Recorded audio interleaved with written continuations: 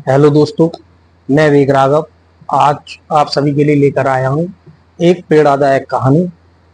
कहानी है एक गधे और एक धोबी की। एक धोबी था, उसके पास एक गधा था, लेकिन वो धोबी अपने गधे को इतना भोजन नहीं दे पाता था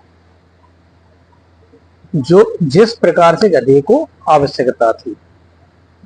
जब गधे को कम भोजन मिलता था तो वैसा शरीर गधे का था, वैसा ही काम कर पाता था।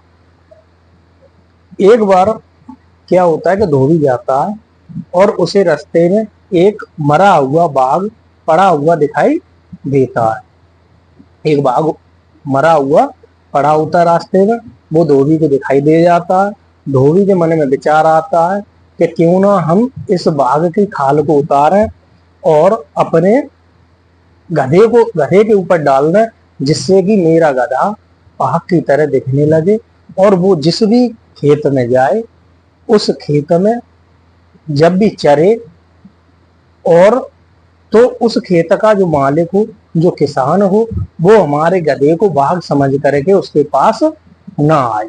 धोबी वही काम करता है, खाल उतारता है बाघ की और लेके जाता है, अपने गधे के ऊपर डाल देता है। गधे के ऊपर डाल देता है। वो क्या करता है, गधे को फिर एक खेत में छोड़ देता है। एक किसान के खेत में गधे को छोड़ आता है। गधा बेचारा पर्याप्त भोजन उसे मिलता नहीं था, तो खेत में देख कर बहुत खुश होता है और खूब पूरे मन से चरता है, चुगने लगता है।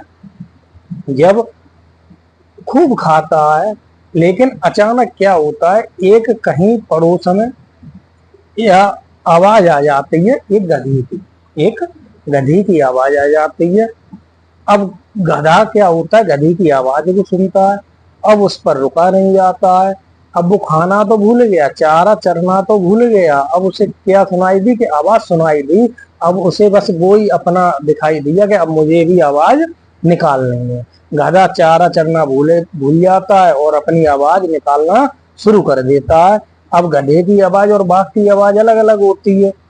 जब गधे ने अपनी आवाज निकाली, केवल ऊपर क्या बदल दिया, उसका मुखौटा ही तो बदल दिया, केवल खाल डाल दी उसके ऊपर के दूर से दिखने लगा कि हाँ हो सकता है कोई बाघ है, लेकिन आवाज थोड़ी ना बदल दोगे। जैसे ही वो चिल्लाया, उसने जैसे ही अपने गधे के पास गधे की आवाज सुनी किसान ने, तुरंत सबने पहचान लिया कि जे अरे ये कोई बाघ फाघ नहीं है, ये गधा है। किसान लाठी लेकर आया, पहले तो बहुत लठे आया गधे को, फिर निकाल के बाहर खेत से कर दिया।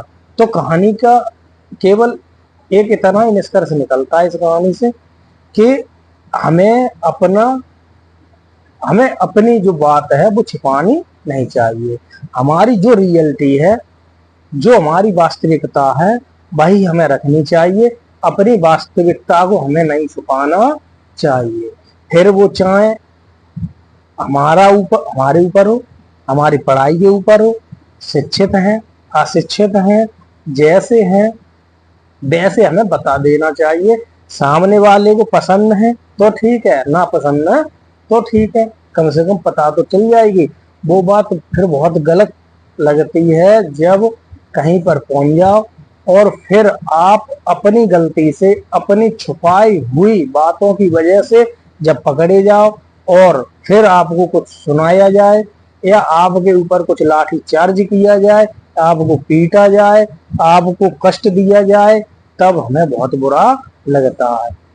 तो अपनी सच्चाई को ना छुपा करके, गलत फहमी में किसी को ना डाल करके, तब अपना जो भी कार्य करें वो सफल जब भी होगा वो नाम होगा। लेकिन अगर आप अपनी सच्चाई को छिपा करके कोई काम करते हैं तो यकीन मानिए जिस दिन पकड़े जाओगे उस दिन बहुत बड़ी बदनामी होगी।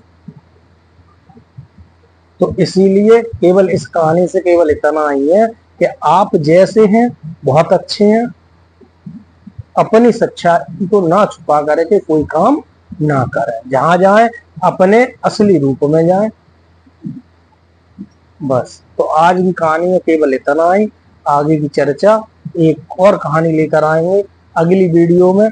तब तक के लिए अगर कहानी पसंद आया करे तो हमारे चैनल को, वीडियो को लाइक करें, चैनल को सब्सक्राइब करें और कमेंट कर दिया करें।